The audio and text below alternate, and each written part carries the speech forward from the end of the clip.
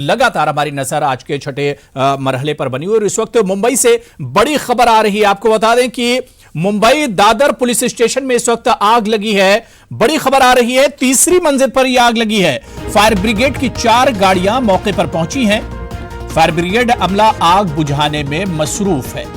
तो मुंबई से इस वक्त बड़ी खबर आ रही है, जहां दादर पुलिस स्टेशन में भयानक आग लगी है।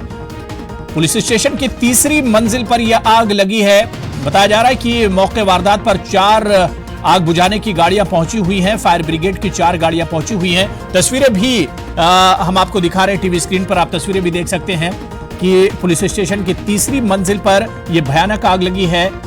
फायर ब्रिगेड अमला आग बुझाने की कोशिश कर रहा है। 4 फायर ब्रिगेड की गाड़ियां मौके वारदात पर मौजूद हैं अभी तक। और इस वक्त अफसोसनाक खबर भी इस खबर से आ रही है कि एक बच्ची की मौत हुई है इस आग के चलते। तो तीसरी मंजिल पर यह आग लगी है। दादर पुलिस स्टेशन में यह भयानक आग लगी है। पुलिस स्टेशन की तीसरी मंजिल बताई जा रही है जिस पर यह आग लगी है। और तस्वीरों में भी आप देख सकते हैं कि फायर ब्रिगेड का अमला आग बुझाने में मसरूफ है। लेकिन बुरी खबर यही है कि एक बच्ची की अब तक मौत की खबर आई है।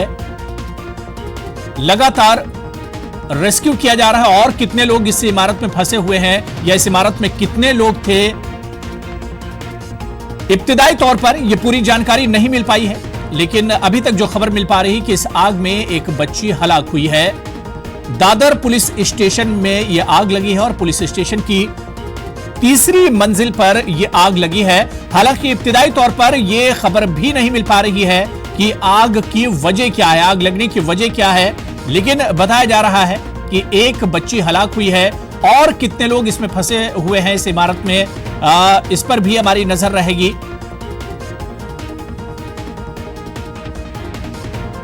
तो फायर ब्रिगेड के 4 गाड़ियां मौके वारदात पर मौजूद हैं। फायर ब्रिगेड अमला आग बुझाने में मसरूफ है और लगातार